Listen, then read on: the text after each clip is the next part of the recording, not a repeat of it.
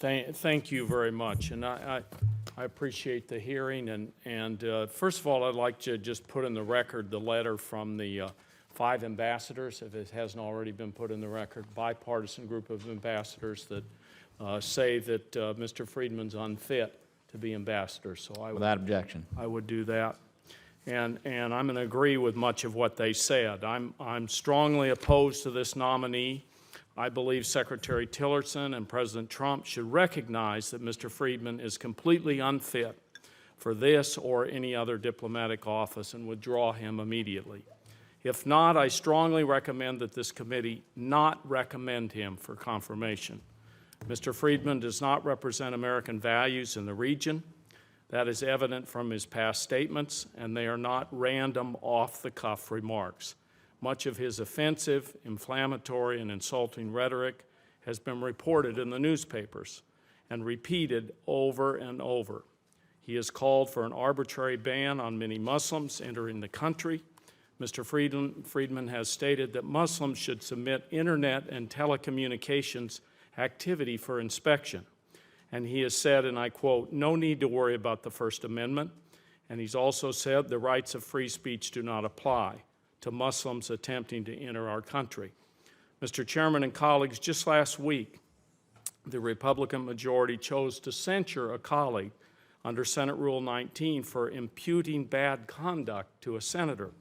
Well, if we truly care whether senators are maligned, we should look at Mr. Friedman's words, which I think have been mentioned earlier by Mr. Cardin, and I agree with him in his opening talking about him rejecting these comments. But he has insulted and denigrated members of the Senate, including Senator Schumer and Senator Franken. Mr. Friedman said, and I quote, no matter how he ultimately votes,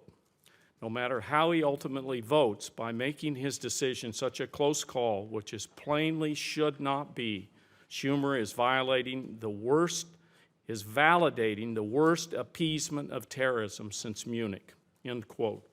When the Anti-Defamation League and Senator Franken criticized the Trump campaign ad as being anti-Semitic, he said, and I quote, I don't see how anybody can take the Anti-Defamation League seriously going forward.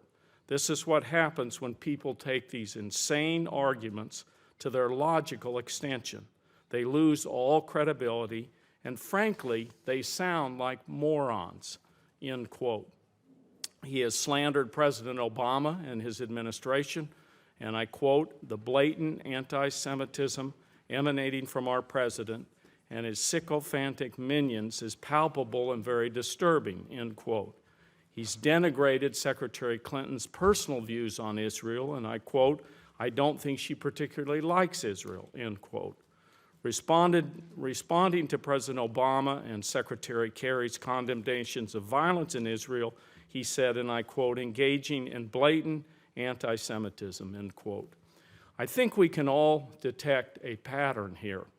Anyone who disagrees with his extreme views or approach to Israel is an anti-Semite.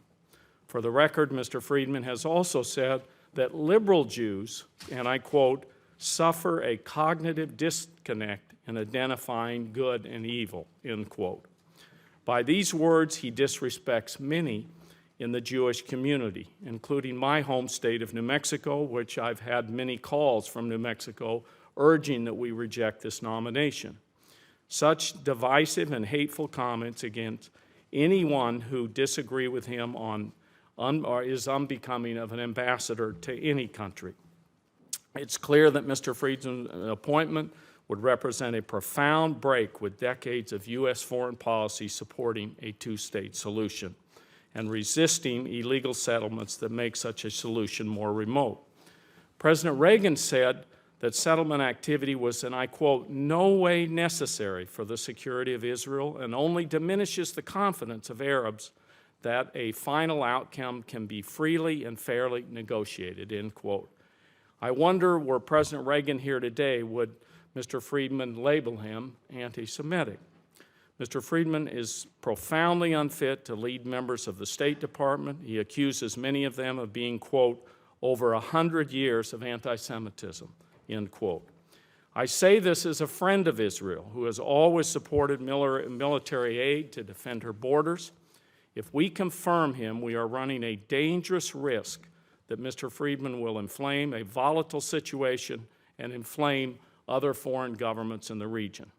We need a steady hand in the Middle East, not a bomb thrower in a position of high power and responsibility. One final note, sometimes Mr. Friedman does not stop at merely name-calling those who disagree with him as anti-Semitic. He wrote in an article in 2015, and I quote here, "J Street supporters are far worse than capos, Jews who turned in their fellow Jews in the Nazi death camps. They are just smug advocates of Israel's destruction delivered from the comfort of their secure American sofas. It's hard to imagine anyone worse," end quote. That statement in a written article, not in off-the-cuff remarks, demonstrates his complete and total unfitness for this extremely important office. Mr. Chairman, I would like to enter all the source documents for all of these quotes into the official hearing record. Without objection. Thank you. If the majority wants to jam through all of the President Trump's diplomatic nominees, they probably can. But I urge them to caucus in private and talk to the President's team to see if we can move in a different direction. Mr. Friedman, have you ever issued a public apology for any of your insulting comments regarding others' views on Israel and Middle Eastern issues? And will you today reject those comments here? I reject the... Could you turn on your microphone, please, sir? Yes, Senator, I have and will continue to reject the inflammatory comments. I have reached out over the last several months to a number of people who have been hurt by the things I've said or have communicated to me that they would like to speak with me. It includes the head of the Union of American Reform Rabbis. It includes members of the New York Board of Rabbis. It includes a personal meeting with Senator Franken. It includes a telephone call followed up by emails with Jonathan Greenblatt of the Anti-Defamation League. In at least the latter two cases, the apologies were fully accepted, and I expect on an ongoing basis that those relationships and others will be inclusive and respectful.